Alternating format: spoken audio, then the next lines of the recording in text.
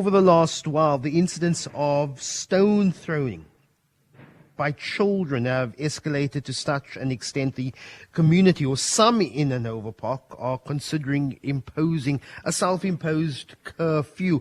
Now Hanover Park, an area like many in Cape Town that is affected by gang violence. But over the last while, there's been another phenomenon that has been plaguing the community. Groups of young children. They're boys, they're children.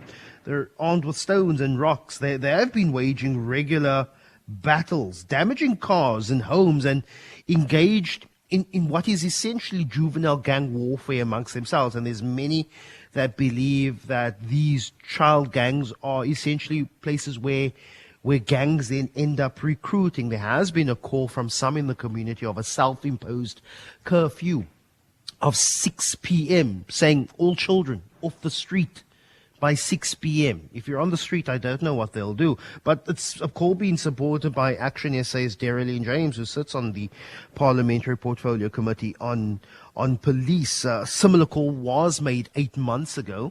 And I'm joined now by Kashifa Mohammed, who speaks on behalf of the Hanover Park CPF.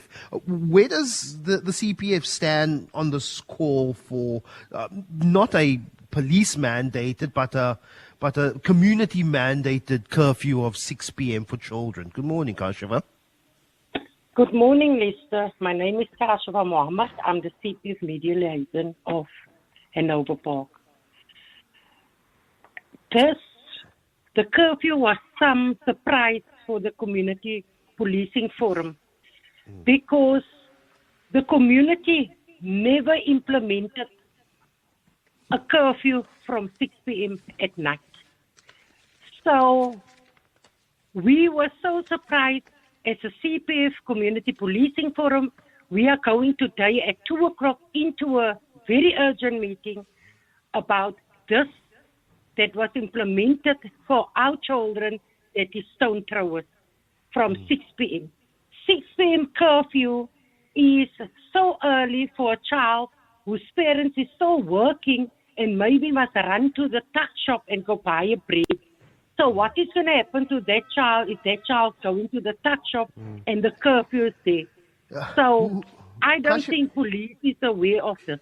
Who's specifically calling for this curfew? I see that Darylene James says she would support the idea because it would force parents to be responsible for their children, their whereabouts and their action. But who is actually calling for this curfew?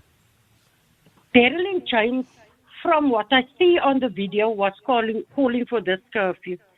So for me, it's like we're staying in Hanover Park. Darylene James don't stay in Hanover Park.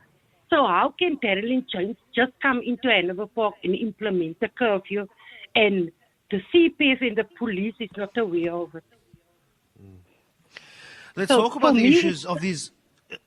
Kasha, let's talk about these issues of these what are essentially child gangs, and we've seen it in places like Manenberg as well. We've seen it in Hanover Park.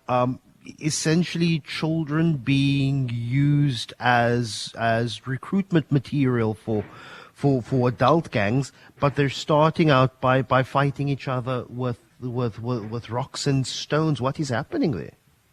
You know what is actually happening, and you know the truth about children that is throwing stones. It's not that gangs is using these children. Most of these children's fathers, brothers, cousins belong to gangs, and this children is labeled because their father, their cousin and their brother belongs to a certain gang, and that is the reason why the stone throwing is rising and why the stone throwing is going on in Hanover Park. But by the end of the day, if I listen to what the community say, especially the mothers, you know, for you as a mother, you need to take accountability for your child's action, what your child is doing wrong in the community. And most of these mothers is taking sides of their children, throwing stones.